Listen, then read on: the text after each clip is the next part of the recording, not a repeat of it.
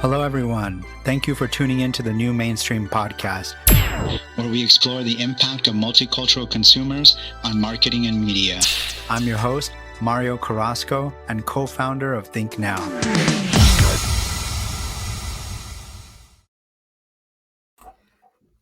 Hi, everyone. Welcome to the New Mainstream Podcast. I'm your host, Mario Carrasco. Today's episode I'm excited about focuses on leading with purpose and the quiet power of inclusion in corporate America. Our guest is Marie McDaniels, Senior Manager of Product Marketing and Acquisition at Duke Energy. Crystal brings a unique blend of storytelling, strategy, and community awareness to her work. She leads B2B marketing across 7 states and consistently integrates cultural insight and empathy in every aspect of her strategy. In a time when many companies are stepping away from D&I, Crystal's commitment to serving underrepresented communities is still strong, not because she's asked to, but because it's the right thing to do. And based on our conversations, kind of at the core of her career. So super excited for this conversation. Welcome, Crystal. Happy to be here. Thanks for inviting me. Yeah. So before we jump into your work at Duke Energy, would love to kind of learn a little bit about your career path. How did you end up where you're at? Everyone doesn't grow up wanting to work for their local utility. That's so funny. You should ask. That wasn't your dream when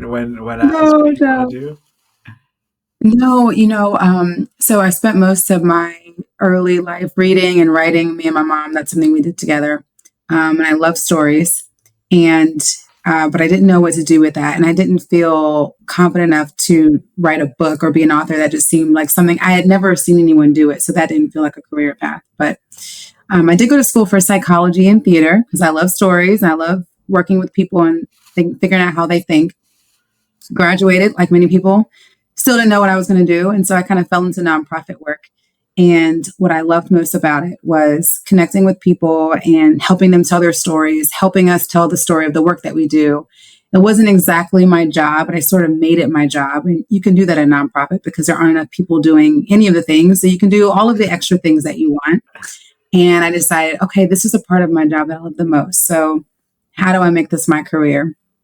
So I went to graduate school at USC to study marketing in a more formal capacity. Versus just online YouTube. And it was great. I loved it.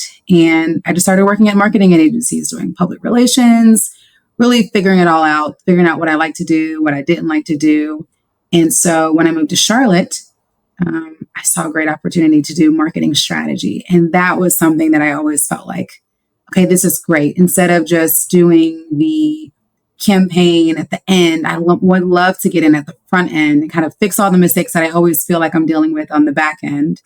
And that's how I ended up here at Duke. And it's so interesting. When I started, I didn't even know that utilities weren't competitive. And so I remember in my interview, I was like, this is how you all could take over Georgia Power and all this stuff. And they were like, okay, that's interesting. But I soon realized that that's not at all how utilities work. And there really is no competition for our core service, providing electricity. But we have additional things that we like to talk to our customers about and ensure that they have opportunity to take advantage of. So that's where I come in.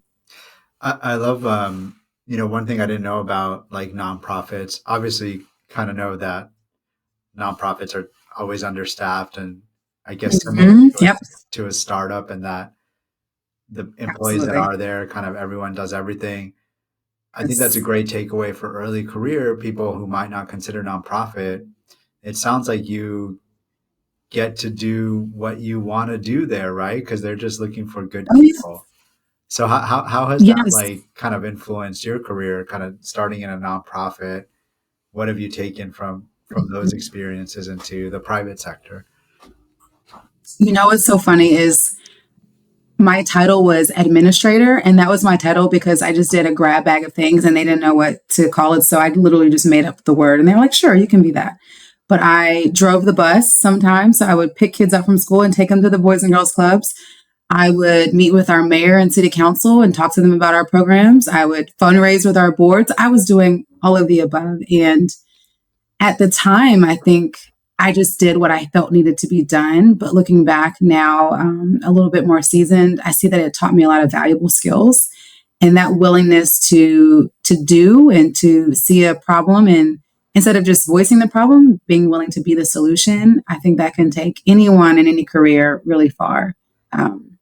Because organizations change, the strategy changes, but the need for people that are willing to get their hands dirty and try something when they see a problem will always exist, will always be there. For sure. And another thing that resonated with me about your story, I think similarly to you, I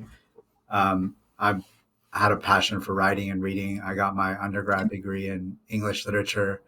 Didn't know what I was going to do and ended up in marketing as well. And I think there's a Yes. lesson there too for people. Like Mhm. you can infuse your passion into whatever you do. Absolutely. So, and same, like I wanted to be a writer, but I didn't really know the Mhm. path. And I tried teaching for a little bit, but that wasn't my thing. But, you know, I think there's an opportunity for everyone, not necessarily to let go of what you're passionate about, but infuse it into your career, right? Absolutely. Absolutely. It might take a few tries to get there, but you will get there.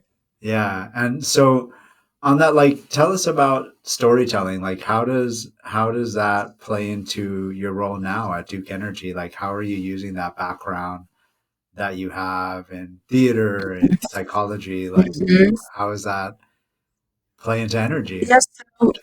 Right. So most people see their local utility as the person that just charges them for their electricity. That's all they do. And that's it. That's the end of the story. They don't recognize that most utilities usually have other products and services that they want you to take part of. And specifically for the customers that I support are business customers. So that's everyone from the local mom and pop, barber, a hair salon. It could be all the way up to an Amazon warehouse. All of those folks, school districts, all of those folks are my responsibility. And what I've learned is people often think of business marketing as this other thing separate from what we consider, like an iPhone ad marketing directly to consumers.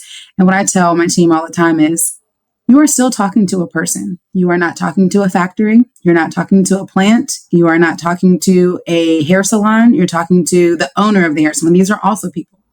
All marketing is marketing to people. And people, whether they are a business owner or whether they're just a customer who lives in a home and has electricity, they all like to buy from people that they like, people that they trust. And so, how do we get away from this traditional stuffiness of B2B marketing and focus on telling the story and how we can improve your business? How we can say, hey, and I'll use an example of my favorite local ice cream shop, Two Scoops Creamery, excellent ice cream. And when you think about them, they have very specific refrigeration needs. They have to be very, very cold in certain ways, but they also have to make sure that they provide a comfortable temperature for the customers who are entering their locations. And so it's really important that they have energy efficient equipment because that's what can help keep those profit margins reasonable and help them continue to dish out ice cream. And so when you think about a strategy for marketing to, an ice cream parlor, you're not thinking about the big you're not thinking about like how will this ice cream parlor specifically respond to what I have to say. You're thinking of how will the owner of this place that has to think about how to keep this place comfortable but keep the ice cream very cold, what is it that's driving their motivation for their business? Did they start this business because they didn't want to be in corporate anymore?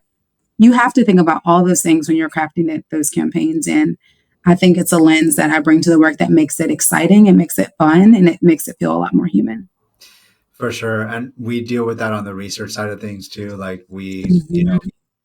we have business to consumer research, which everybody knows. Okay, we talk to people about Loves what's the B2C. right Everyone loves right? that. Yeah, But yeah, you're right. At the end of the day, B2B, like we're not researching, a company, Walmart. It's the people working, and these are people that you have to absolutely. understand as well. So I feel like something we say often, but it's kind of cool that you have the direct connection with those people, right? Like Mhm. actually It's fun. serving their customers. So that's cool. And with that, I mean, I think one of the things that resonated with me a lot too in our conversations leading up to the podcast was you're passionate about inclusion and um, Absolutely. you're talking to these business owners, you see the diversity there, and Hmm. um, it isn't necessarily a mandate, I believe, but how are you kind of infusing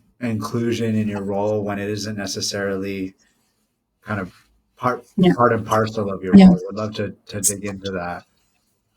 I'll say two things. I'll say, and they may seem contradictory. The first one is always have a business case. So I think a lot of people, they have the right motive, and that they approach this as like the right thing to do. And it's nice, but being inclusive is the smart thing to do from a business perspective. If you're marketing to customers and they don't understand what you're saying because you're not speaking to them in their language that they understand, that's a whole bucket of folks that you don't have the opportunity to speak to. And so, number one, what I always tell people, particularly folks early in their career, is if there is something that you're passionate about, that there's something that you want to do, a new initiative, always have a business case for it. And so, if I come to, my leadership and I say, hey, I think that we need to have a specific initiative targeting our Hispanic owned businesses. I also have this data that shows you that 15% of new residents in Charlotte are from Hispanic communities. That's not a real number, so don't use that number. But let's say that was the number. That is a compelling case. That means there's 15% of folks that we might not be speaking to if we don't have this initiative. So that's number one. Number two, what I would say is the business case is not always sufficient. And so it's a good starting point, but there is lots of research, for example, right now that you can see that will show you if you have minority leads in some of these blockbuster films, you have a great opportunity to bring in a whole new audience that maybe wouldn't have considered seeing a Marvel movie. We've seen that with Black Panther and in so many other iterations. And there are still studios that will not greenlight those opportunities. They still will say, well, I don't know, this isn't proven. Let's just go ahead with one of the Chris's. No offense to the Chris's, but they've done quite a bit of work and there's opportunity for other folks.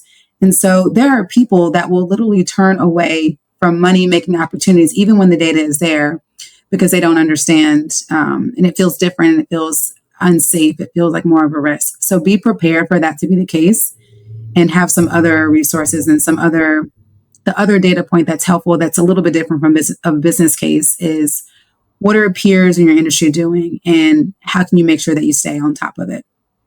So at Duke Energy, and I don't think I'm speaking out of turn to say this, a lot of times before we do something, we'll say, well, what are they doing over at Dominion Power? Has PG&E tried this? And that usually gives them a lot of confidence that maybe it's the right approach. So those are two things I would say that are really helpful in helping to bring that lens into the work that you do. And then being able to prove out those results and say, look at what we were able to do once we tried this pilot. Be willing to do a pilot instead of your whole big, beautiful plan that you have, and see what those results do for you. That's such a great point. I don't think I've had anyone talk about how, I think I've heard time and time again the data, and I feel like everyone knows the data, and it's like, why aren't people moving forward with being more inclusive because it makes business sense? To your point, sometimes the data is not enough. That is real. And so I like the idea of pointing to what other companies are doing, staying in kind of that entertainment metaphor, like look at Netflix, right? I think they're doing great from an inclusivity perspective. And they're crushing it. Like traditional film, is scared of what Netflix is doing, right? And so much of their success is that they have underrepresented leads. They're telling culturally specific stories. And what I love about that is that even though they're leaning in and talking about very specific stories that are not necessarily on screen all the time, it has broad appeal. Oh, absolutely. We all love a good story. We all love an underdog. We all love a good love story. I think that sometimes surprises people. But for example, on Netflix, Love on the Spectrum I highly recommend everyone watch this. I think I accidentally stumbled into it. It's about adults with autism, finding love. And I, as a parent, I think any parent can appreciate that show because you just watch these elder parents of their adult children and it's almost like they're helping out, a 15-year-old, like make sure you ask her, what she likes to do. And I felt like, wow, like what a selfless and giving and long-suffering parent this is. And how sweet is this? And I don't have autism and I don't have anyone close in my family that has autism, but I still found resonance in that story. For sure. And connecting it back to Duke Energy, like, talking Yep. about, I think sharing stories about Hispanic business owners, Yeah. you know, it's not going to resonate just with Hispanic business owners. Everybody, No. the American dream is, is for everybody. And I think we see that in Should medicine. be. So yeah, it should be. And Should be. that's great. I mean, and so, yeah, I mean, I think it's just so powerful because, given the times that we're in, that there's kind of I mean, I hate to say it, but there's a backlash against D&I, um, Absolutely. regardless of the numbers, right? Like, regardless of Absolutely. 100% of the growth in this country is coming from people from underrepresented backgrounds. So to ignore it Absolutely. really just doesn't make sense from a business perspective. Well, and not to speak too specifically to Duke Energy, but we don't have the luxury of doing that. If you're talking about a sneaker, for example, if you I love Hoka, for example. I'll just fully admit that I am that person who wears very comfortable running shoes. They could decide we only want to market to people who have this lifestyle, who look this specific way, and they can make that their niche. We provide a service to everyone who needs electricity. That's everyone. Inclusion is built into our business model. We don't really have the option to not do so. And so that is something I'm consistently reminding, my peers and my colleagues and my management of, like, this isn't something that we get to opt out of. We have to make sure that we're serving everyone. And how do you, I mean, so with that, like, you're kind of working in the organization, making people aware of the importance. I think there's a lot of people that feel like you in the organization. They see the Oh, numbers. yeah. Maybe they're personally passionate, but they don't see it. I don't know. Maybe they're afraid to speak up about it. Mhm. What are some tips for people maybe within organizations that don't have a necessarily a path forward for inclusion, but feel like this is the thing that a business would do? Like, what are some small steps people could take to make it more inclusive? That is a great question. I think it depends on the size of your organization. If you're at a place where you and the CEO are side by side, I think you have the opportunity to influence the decisions that are made just by incorporating it into your work. And so if someone's asking you to put together a strategy for how we penetrate this specific market, you just include those specific groups that you're thinking about, weave that into the work. And if you're in a place where you feel like there might be a hostile reaction to it, you don't have to call it out as, well, this is my DE&I slide. That may not be the best method. But if you say, this is how we speak to all of the different segments within our group, and we want to make sure that we have a segmented, personalized, targeted approach, that is, I think, in the marketing space, that's certainly always welcome. It's absolutely needed now, particularly in the age of AI, that you have that targeted and personalized approach. I think when you are at a larger organization, a corporation, much like a Duke, a Fortune 100 or 500 company, you usually have resources like an employee resource group. And what I tell people all the time is you should join an employee resource group or an affinity group or whatever it's called in your org that is a different group than yourself. And so I am a member of our Hispanic ARG. I'm a member of our disabilities, and I'm in all of them. That's just the kind of person I am. I'm in all of them. And what I've learned is that there's so much value in advocating for a group that is not your own group. Number one, you learn a lot. But number two, it doesn't feel so self motivated. If you're saying, what are we doing to speak to our Asian and Pacific Island customers, and you don't appear to be Asian yourself, you're like, well, maybe this is the issue. She's not even Asian and she thinks we need to fix this. I think that is a great way to get your foot in the door and not appear self-serving if that's something you're concerned about. And then finding a sponsor within your company, someone who has some influence, and learning from them, what are some ways to garner influence within the company. I've had a great resource at Duke and at other places, usually people much more senior than myself. The mentor I have now, I think that he thinks he's my dad. He could be my dad. He's of the age where he could be my dad. And I let him think that because he gives me great advice. He's done really well within the company. And he will tell me, this is a roadblock. This is a place where you don't want to go. Or if you're talking to this person, you might want to highlight this part of it. Having those people that can help you navigate those difficult spaces is really important. That's such great advice to join different ERGs. Like that's so smart. It's so good. It's been so helpful for me. Yeah, because to your point, I think if you're passionate about inclusion, you're actually walking the walk, going into other spaces that maybe you're not comfortable with, and you get to be comfortable.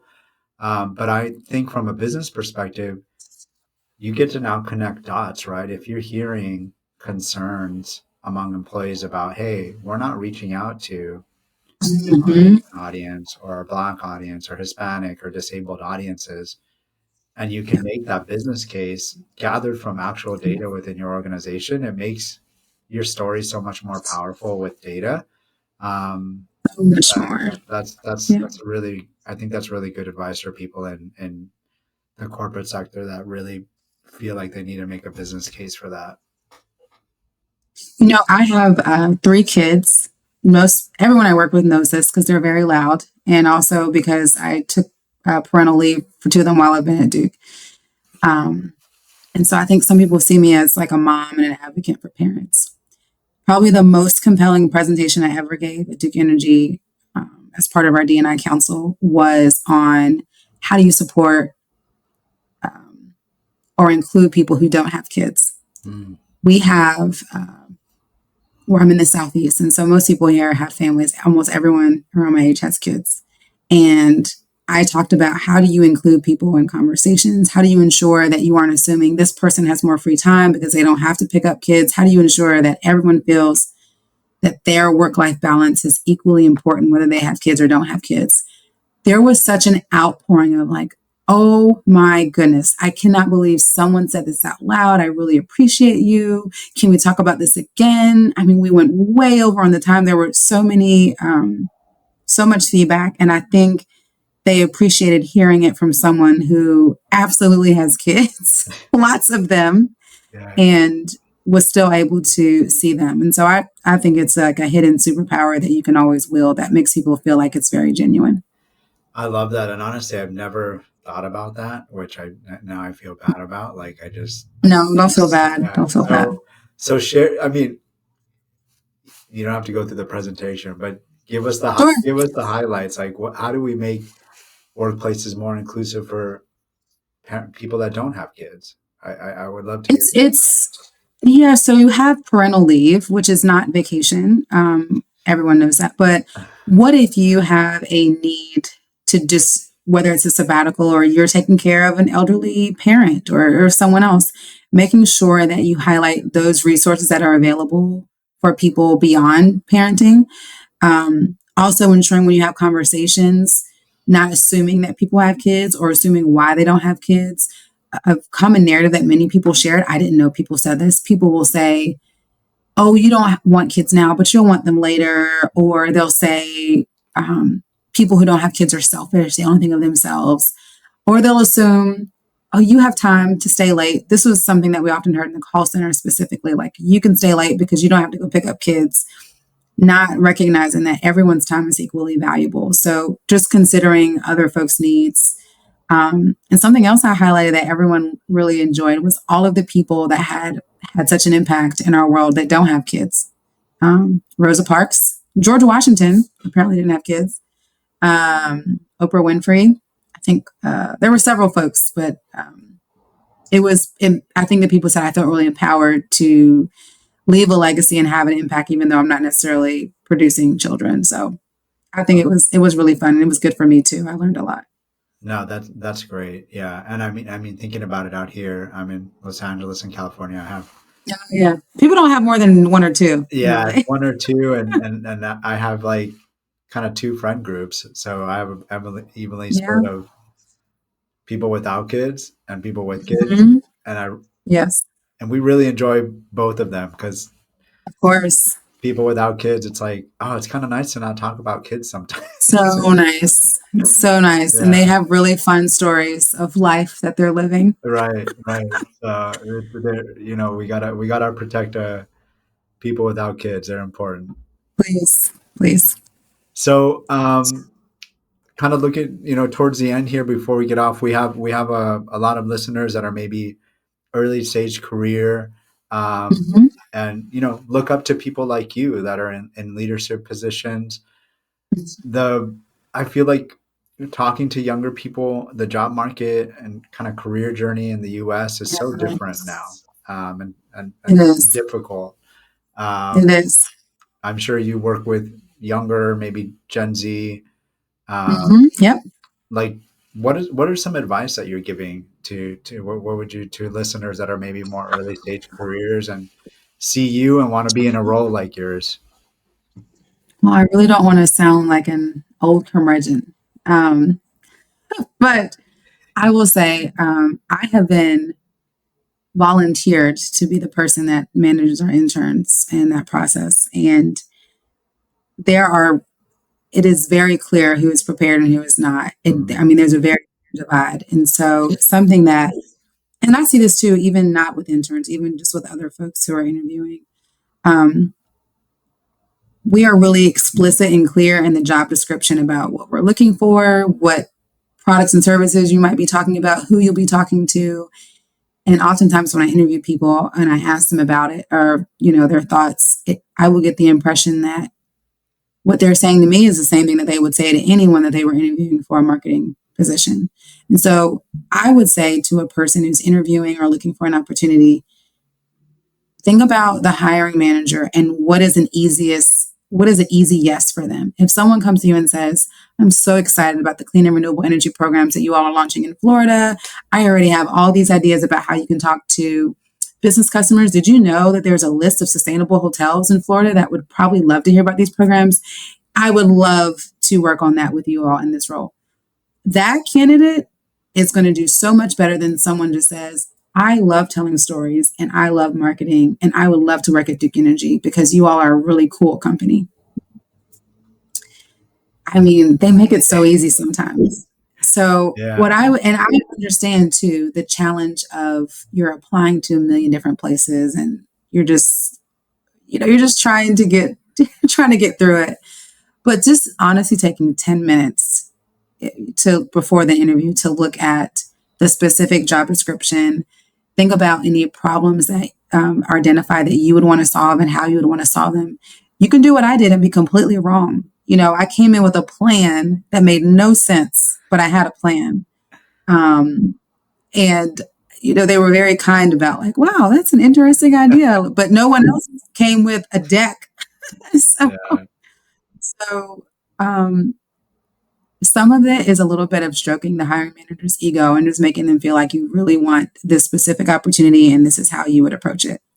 And this is where the theater degree comes in. That's just part of it. That's part of the game, but it is really effective. And I would hate for someone to miss an opportunity because they didn't take the time to just do a little bit of research beforehand. And that's real. And also, like, now there's really zero excuse with AI. Like, I mean, No when I excuse.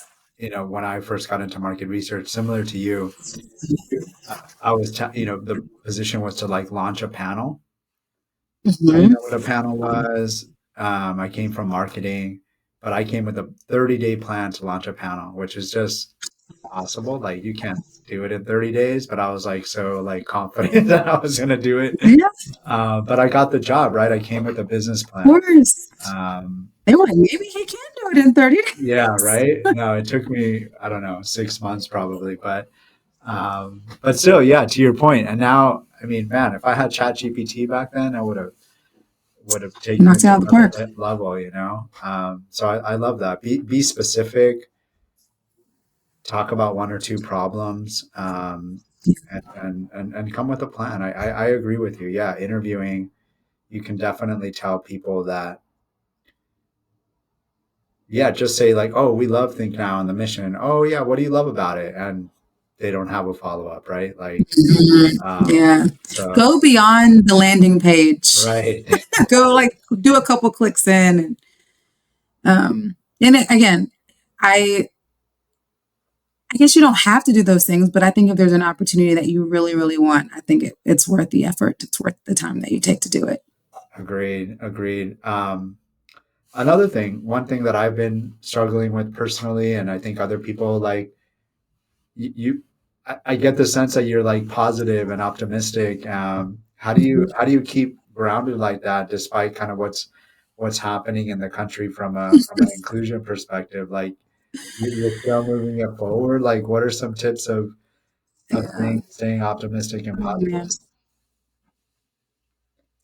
I I will tell you, it is very difficult often on many days. To be positive, to be optimistic. You read the news and you're just like, oh my, this can't be happening, or this is horrible, and can't shop at my favorite retailer anymore, and so on. But I read a book by Michael Harriot. It's called Black AF, which you can guess what the AF stands for. And it just recounts the history of our country.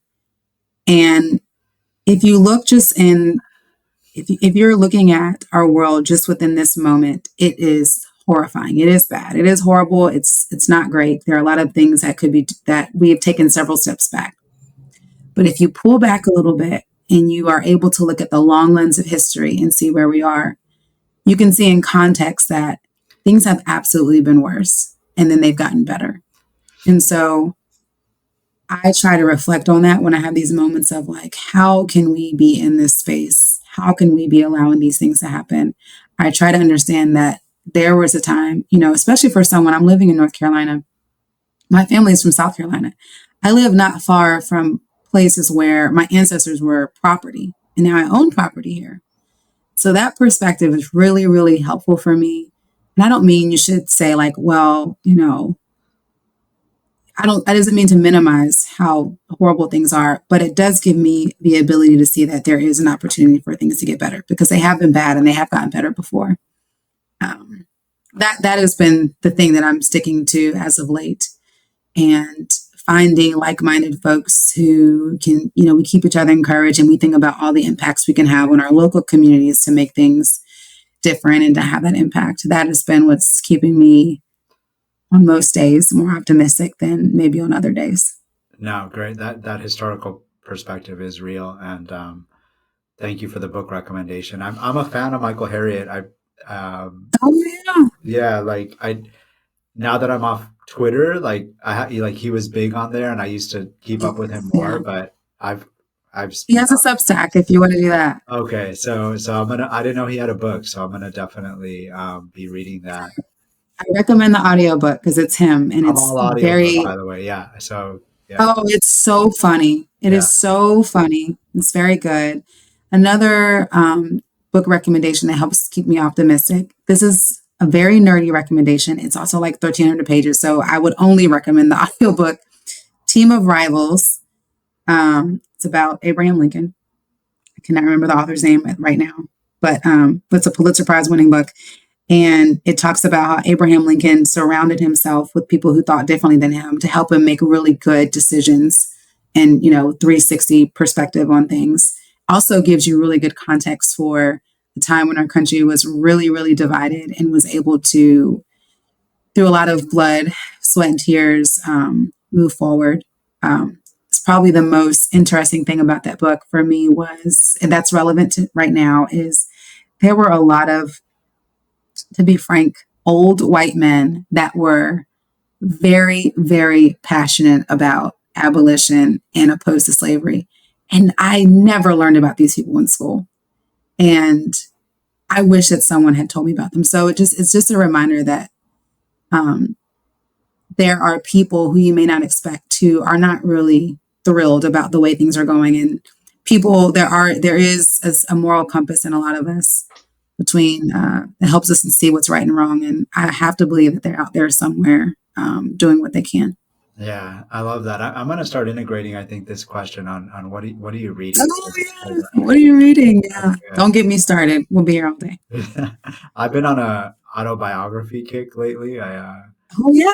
Team of Rivals is a good autobiography. Well, it's not an autobiography, but it's a good biography. Well, I started like it's totally random. Like I started with Matthew McConaughey, which was totally was it good? excellent, and he reads it, and Okay. It keeps coming up on my Audible, but I haven't downloaded it. It's fun. And then I went and I just like took a recommendation from my library app, and then I did Viola Davis, which was that good? Was incredible, but so different than Matthew McConaughey, and it was Sure. interesting to read them back to back. I mean, Yeah.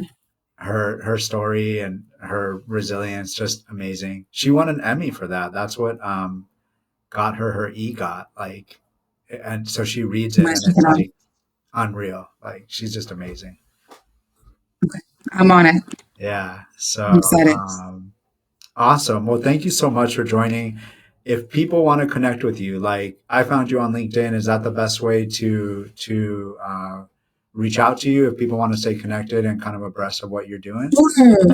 Sure. I just resurfaced on the world on social media. I took a break in October because it was too overwhelming.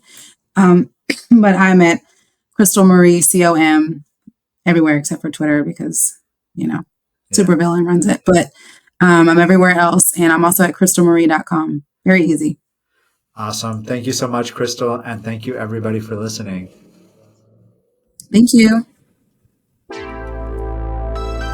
Thanks to everyone listening in. To get more multicultural insights, check us out at thinknow.com and follow us on social media. You can also subscribe to this podcast on your favorite platform.